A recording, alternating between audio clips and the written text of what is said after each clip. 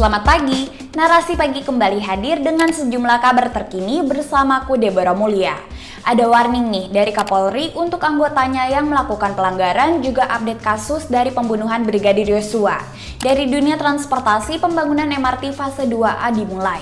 Ada juga kabar dari parlemen di mana Ketua DPR RI dilaporkan ke Mahkamah Kehormatan Dewan.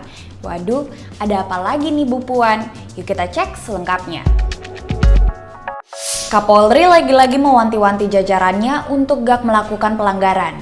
Ia pun gak segan-segan untuk mencopot anggota Polri yang membandel.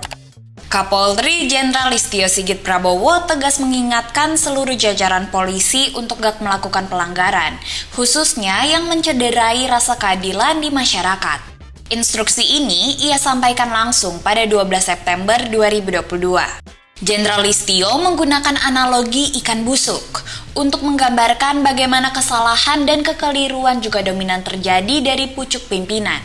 Ia lantas mengimbau agar jajaran polisi bisa saling mengingatkan, termasuk soal anak buah yang sah-sah saja menegur atasannya jika memang kedapatan melakukan tindakan kurang baik. Ikan busuk tentunya mulai dari kepala. Mari kita saling mengingatkan, atasan mengingatkan anak buah juga sama, menyampaikan komandan sepertinya ini salah, dan itu sah-sah saja. Jangan biasakan rekan-rekan pada saat menerima sesuatu yang mungkin nggak pas, terus rekan-rekan nggak berani untuk menyampaikan pendapat rekan-rekan, karena ini untuk kebaikan institusi. Dalam kesempatan yang sama, Kapolri juga menegaskan kalau ia nggak segan-segan menindak tegas termasuk mencopot dan memecat anggotanya yang terbukti melanggar aturan. Jenderal Listio juga menyinggung perihal perjudian yang dinilai mengarah pada Konsorsium 303. Konsorsium ini mencuat di tengah ramainya pemberitaan soal kematian Brigadir Yosua. Terhadap isu Konsorsium 303 sendiri, Listio memang menyorotinya dengan serius. Belum lama, Kapolri mengaku sudah mengerahkan jajarannya untuk mengusut tuntas kasus perjudian ini dan mencekal mereka yang terlibat.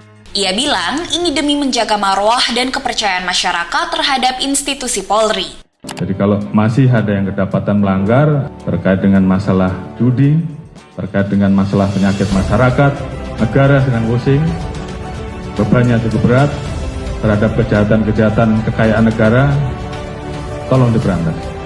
Kalau ada laporan, saya tidak perlu tegur lagi, langsung saya proses, saya copot. Konsorsium 303 selama ini dikait-kaitkan dengan Ferdy Sambo yang disebut-sebut jadi pimpinan konsorsium dan menjadi backingan sejumlah bandar judi. Dalam grafik yang beredar di media sosial, nampak sejumlah nama anggota Polri lain yang diduga ikut terlibat. Selain itu, ada pula sejumlah bisnis ilegal yang tertera di sana, yang dinilai didukung oleh konsorsium ini. Beberapa di antaranya adalah bisnis tambang ilegal dan minuman keras. Ini bukanlah kali pertama Kapolri Jenderal Listio Sigit menegur jajarannya. Pada 2021 silam, ia juga pernah lontarkan hal yang sama. Pada saat itu, ia bahkan mencopot 7 pejabat polisi yang dinilai melanggar aturan. Kini, saat institusinya jadi sorotan usai kematian Brigadir Yosua, Listio nampak makin gencar mewanti-wanti jajarannya. Dalam kasus pembunuhan Brigadir Yosua, setidaknya puluhan polisi sudah dicopot dari jabatannya, di mana di dalamnya termasuk 5 perwira Polri yang dipecat dengan tidak hormat termasuk Ferdy Sambo. Wah, kita dukung nih langkahnya Pak Kapolri, tapi semoga implementasinya betul-betul dijalankan dengan baik ya, jangan sampai cuma jadi sebatas omongan aja. Memasuki bulan kedua, pengusutan kasus tewasnya Brigadir Yosua masih terus bergulir nih. Kejaksaan Agung tengah siapkan jaksa penuntut umum untuk mengawal dugaan obstruction of justice dalam kasus ini. Sebanyak 43 jaksa penuntut umum ditunjuk Kejaksaan Agung oleh Jaksa Agung Muda bidang tindak pidana umum sesuai dengan terbitnya surat perintah penunjukan JPU. Nantinya mereka akan mengawal dugaan obstruction of justice dengan tersangka Ferdy Sambo dan 6 anggota Polri lainnya dalam kasus pembunuhan Brigadir Yosua Huta Barat. Kapus Penkum Kejagung Ketut Sumedana bilang tim jaksa itu dibentuk usai Kejagung menerima surat pemberitahuan dimulainya penyidikan atau SPDP dari Direktorat Tindak Pidana Cyber Bareskrim Polri. Dalam SPDP yang diterima Kejagung, Ferdi Sambo CS diduga melakukan tindak pidana karena menghalang-halangi penyidikan kasus pembunuhan Brigadir Yosua. Seluruh tersangka diyakini mengaburkan keberadaan CCTV di sekitar TKP. Atas hal ini, para tersangka diduga melanggar pasal berlapis. Sejauh ini, Polri pun telah menetapkan 7 orang tersangka. Dari 7 tersangka obstruction of justice, Polri telah memecat tidak hormat Cuk Putranto, Baikuni Wibowo, Agus Nurpatria, Jerry Raymond Siagian, dan Ferdi Sambo. Selain itu, Senin 12 September 2022 kemarin, Komnas HAM secara resmi menyerahkan laporan penyelidikan akhir kasus pembunuhan Brigadir Yosua ke pemerintah melalui Menko Polhukam Mahfud MD. Dalam laporannya, Ketua Komnas HAM Ahmad Taufan Damanik menarik 2 kesimpulan besar yang dilakukan Ferdi Sambo ke Brigadir Yosua, yakni extrajudicial killing dan obstruction of justice. Kami berkesimpulan, pertama, bahwa telah terjadi extrajudicial killing yang dilakukan oleh dalam hal ini Saudara FS terhadap almarhum Brigadir Yosua. Yang kedua, kesimpulan kami yang kami sangat yakin adalah telah terjadi secara sistematik apa yang kita sebut sebagai obstruction of justice yang sekarang juga sedang ditangani oleh penyidik. Terkait temuan itu, Komnas HAM meyakini memang sudah jelas terjadi pembunuhan berencana seperti yang diatur dalam 340 KUHP. Komnas HAM juga mendorong agar Ferdi Sambo dihukum seberat-beratnya dan berharap pengadilan dapat mengedepankan prinsip peradilan yang adil dalam menyidang kasus tersebut. Dari 2 kesimpulan pokok itu, maka kami percaya pengenaan pasal 340 yang dilakukan oleh penyidik itu dikunci oleh 2 kesimpulan. Artinya terduga yang sebentar lagi mungkin akan maju ke pengadilan, kami berharap melalui prinsip fair trial, majelis hakim bisa memberikan hukuman yang seberat-beratnya atau setimpal kepada apa yang dilakukan sebagai satu tindak pidana. Menanggapi hal ini, Menko Polhukam Mahfud MD menyebut, meski laporan itu bukan bagian dari proses hukum, tapi dapat menjadi info tambahan dalam mengungkap kasus dugaan pembunuhan berencana Brigadir Yosua. Ini laporan Komnas HAM dan Komnas Perempuan terkait di dalamnya. Ini adalah hasil laporan yang tidak pro justisia. Oleh sebab itu, ini kita sampaikan aja biar polisi yang mendalami, gitu ya. Kita kawal terus ya gimana kelanjutan kasus pembunuhan berencana ini sampai ketemu titik terang. Bagi warga Jakarta, siapa di sini yang kemana-mana pakai jasa transportasi MRT? Ada update nih, kini pembangunan MRT fase 2A sudah dimulai. Pembangunan proyek CP202 MRT Jakarta fase 2A resmi dimulai. Hal itu ditandai dengan berlangsungnya groundbreaking CP202 MRT Jakarta fase 2A yang diselenggarakan di kawasan Kota Tua Jakarta Barat pada Sabtu 10 September 2022 pekan lalu. Dalam kesempatan itu, Menteri Perhubungan Budi Karya Sumadi menyebut, dimulainya proyek lanjutan MRT Jakarta ini merupakan komitmen pemerintah dalam membangun konektivitas perkotaan melalui angkutan massal.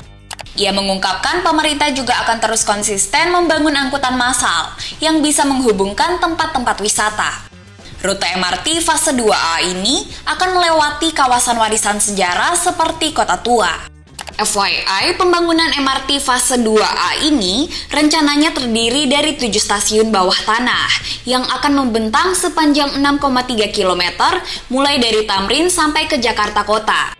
Pembangunan konstruksi MRT fase 2A sendiri terbagi atas 3 paket, yakni CP201, CP202, dan CP203. Untuk paket CP201 akan membentang sepanjang 2,7 km yang menghubungkan stasiun Tamrin dan Monas. Pengerjaannya sendiri telah mencapai 42,7% sejak dimulai pada 15 Juli 2020. Sementara kontrak kerja paket CP202 sendiri ditandatangani pada 18 Juli 2022. dan akan menghubungkan Harmoni Sawah Besar melewati 3 stasiun bawah tanah, yakni Stasiun Harmoni, Sawah Besar, dan Mangga Besar. Untuk paket CP203, sejak pengerjaannya dimulai pada 18 September 2021, kini progresnya mencapai 15%. Nantinya akan menghubungkan Glodok Kota dengan jalur sepanjang 1,3 km. Nah, rencananya proyek ini ditargetkan rampung pada tahun 2028 mendatang. Meski begitu, Direktur MRT Jakarta Muhammad Aprindi menuturkan, pembangunan fase 2A khususnya paket konstruksi CP202 punya sejumlah tantangan, mulai dari teknis hingga sosial budaya. Dia menjelaskan, stasiun dan terowongan dalam fase ini akan dibangun bertumpuk 4, atau istilahnya stack station dan stack tunnel, karena lahan yang terbatas dan jalur yang dibelah oleh kanal. Selama proses pembangunan CP202 MRT Jakarta fase 2A, ada dampak lingkungannya juga nih. Pihak MRT menyebut total ada 550 pohon terdampak yang bakal diganti dengan 5.170 pohon pengganti. Sementara itu, 33 pohon akan direlokasi ke lokasi yang ditentukan oleh Dinas Pertamanan dan Hutan Kota DKI Jakarta. Selain itu, ada juga masalah lain dalam pengerjaan proyek konstruksi ini, yakni terkait anggaran. Kabarnya, ada pembengkakan biaya pembangunan proyek MRT Jakarta fase 2 menjadi 26 triliun rupiah dari sebelumnya 22,5 triliun rupiah. Anggaran ini berasal dari dana pinjaman kerjasama antara pemerintah Indonesia dan Jepang. Presiden Jokowi sampai-sampai memanggil sejumlah menteri imbas biaya pengerjaan yang membengkak. Menhub Budi menyebut dirinya sudah meminta tim untuk melakukan evaluasi sesuai permintaan Pak Presiden dan meminta agar budget konstruksi gak terlalu tinggi. Sedikit demi sedikit mulai dikembangin nih layanan transportasi publik. Dipakai ya guys ya, semoga optimal mengurangi penggunaan kendaraan pribadi. Buntut rayakan ulang tahun kala rakyat demo BBM, Puan Maharani dilaporkan ke MKD. Pelaporan ini dilakukan oleh Joko Priyoski, seorang aktivis sekaligus Ketua Umum Kaukus Muda Anti Korupsi pada Senin siang 12 September 2022 kemarin. Puan dilaporkan sebab dinilai sudah melanggar kode etik, gara-gara enggak menskor rapat paripurna saat ada kejutan ulang tahun untuk dirinya yang berbarengan dengan demo kenaikan harga BBM Selasa 6 September 2022 lalu. Adapun barang bukti pelaporan ini ialah berupa video dan tangkapan layar atau screenshot kejadian yang beredar di media.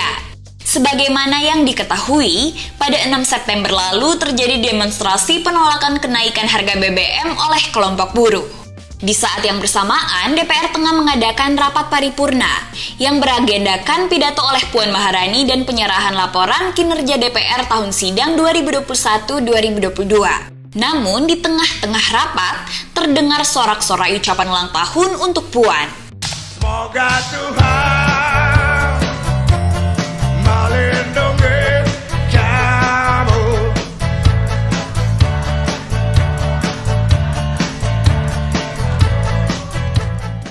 Para anggota dewan pun nampak langsung berdiri sambil bertepuk tangan dan kompak menyanyikan lagu selamat ulang tahun. Sementara di kursi pimpinan, Puan juga ikut berdiri dan bertepuk tangan seraya tersenyum. Alhasil, warganet pun mengecam dan mengkritik tindakan Puan dan anggota DPR yang dianggap gak etis ini. Alih-alih menemui masa demo, mereka malah merayakan ulang tahun di kala rapat. Joko Priyoski, sang pelapor pun mendesak agar Puan diperiksa secara etik dan melakukan permohonan maaf. Tapi nih, Wakil Ketua MKD yang juga anggota fraksi PDIP Juni Mart Girsang bilang, Puan gak melanggar apapun terkait perayaan ultah itu. Dia beralasan kalau itu adalah bentuk spontanitas dan masih manusiawi. Juni Mart justru menanyakan, ada di pasal berapa pelanggaran kode etik yang dituduhkan. Menanggapi pelaporan ini, akademisi sekaligus peneliti pada Pusat Studi Transformasi Sosial dan Pembangunan Universitas Airlangga, Suko Widodo menuturkan posisi Puan sebagai Ketua DPR diyakini nggak bikin laporan ini diproses. Suko menambahkan secara budaya organisasi sebetulnya sah-sah saja merayakan ulang tahun. Namun yang menjadi soal adalah asas kepatutan. Terlebih lagi status Puan sebagai wakil rakyat dan perihal ulang tahun yang jadi urusan privat. Ya, ini soal asas kepatutan sih ya. Apalagi ini terjadi di tengah masyarakat yang sedang menanti wakil rakyatnya bersuara soal kenaikan harga BBM. Kita tunggu aja gimana update pelaporan ini ke depannya. Itu tadi 4 menu sarapan informasi dari Narasi Pagi hari ini. Besok Narasi Pagi akan kembali hadir seperti biasa pukul 8 waktu Indonesia Barat, live di Instagram Narasi Newsroom dan Mata Najwa. Selamat beraktivitas semuanya, semangat!